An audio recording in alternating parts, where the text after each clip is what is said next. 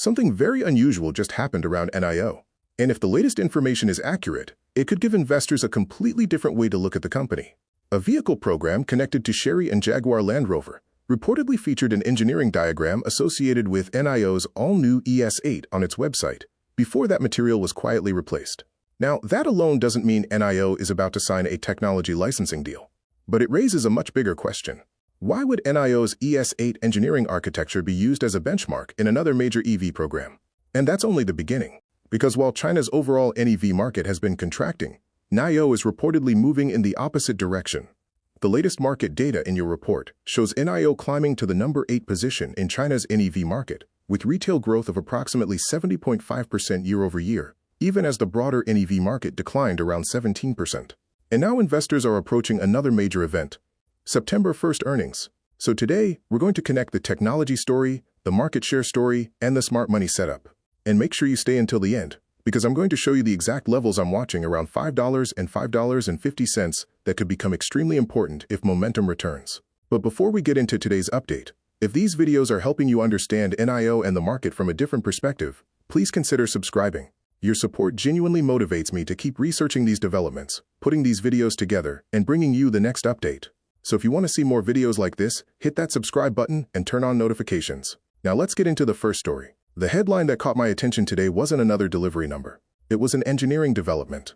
According to the information in today's report, the upcoming Freelander 8 program, connected to Chery and Jaguar Land Rover, briefly displayed a structural engineering diagram associated with NIO's all-new ES8 before replacing it. And that is interesting because the ES8 isn't just another EV. NIO has spent years developing its vehicle architecture, materials, and engineering systems around the premium segment. So if another major automotive program is using that architecture as a benchmark, it could potentially reinforce the idea that NIO's engineering capabilities have value beyond simply selling vehicles. Now we need to be careful here. A benchmark does not automatically mean a licensing agreement. It doesn't prove a partnership, and it certainly doesn't guarantee additional revenue for NIO. But it does create an interesting possibility.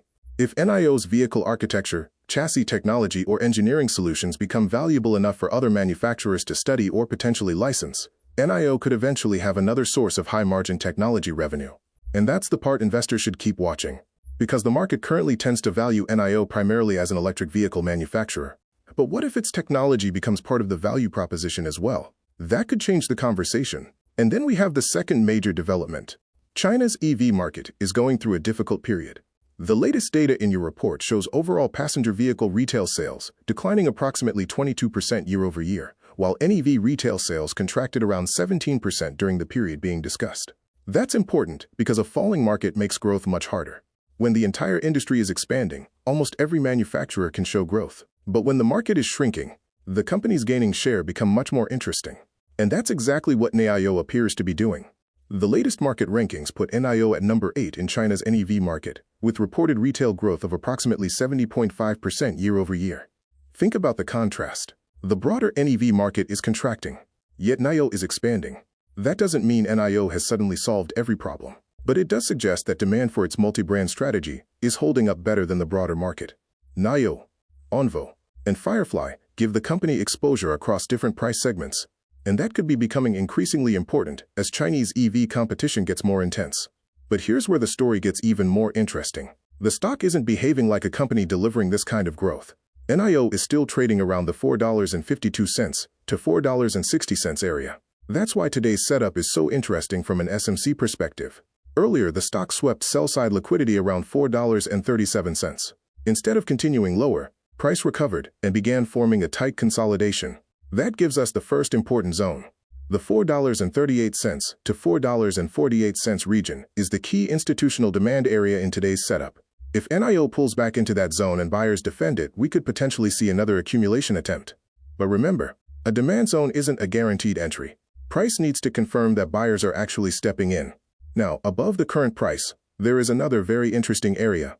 The report identifies a potential fair value gap between approximately $4.85 and $5.05. And this is important because it sits directly below the major $5 to $5.15 resistance area. So if NIO starts gaining momentum, the first question becomes, can price reclaim $4.85? If it can, the market could quickly test the $5 level. And $5 is psychologically important. A clean breakout above $5 to $5.15, especially with strong volume, could completely change the short-term structure. That's when the next major liquidity zone comes into focus. $5.40 to $5.55. That's the buy-side liquidity area highlighted in today's setup. And here's where the short interest story becomes important. The latest telemetry in your report suggests short exposure remains elevated, while NIO continues trading at a heavily compressed 0.75x to 0.80x price-to-sales multiple. That creates an interesting setup heading into earnings. If NIO reports stronger than expected vehicle margins, if operating cash flow improves, or if management provides stronger guidance, short sellers could suddenly find themselves on the wrong side of the move. And when a heavily shorted stock breaks through a major resistance level, buying doesn't always come only from new investors. Some of it can come from short covering. That's why the $5 level matters so much. A move toward $5 isn't necessarily the end of the story. It could be the point where momentum starts accelerating. But there's one thing investors need to remember. The September 1st earnings report is still the real test. The market doesn't ultimately care how exciting the technology story sounds. It wants numbers, vehicle margins, revenue, cash flow, operating losses, and management's outlook. If NIO can show that its growing vehicle volume is translating into improving economics, then the market may have a reason to start repricing the company. And if the market share growth continues while the broader EV industry remains under pressure, that becomes even more interesting. Because NIO wouldn't simply be growing. It would be taking market share during a contraction. That's one of the strongest signals investors can watch. Now let's put the entire setup together. NIO is reportedly being benchmarked by another major automotive program. The company has climbed to number 8 in China's NEV market despite an industry-wide contraction. Its reported retail growth is around 70.5% year-over-year. The stock is consolidating near $4.52 to $4.60. The primary demand zone is around $4.38 to $4.48. The first major technical obstacle sits around $4.85 to $5.05.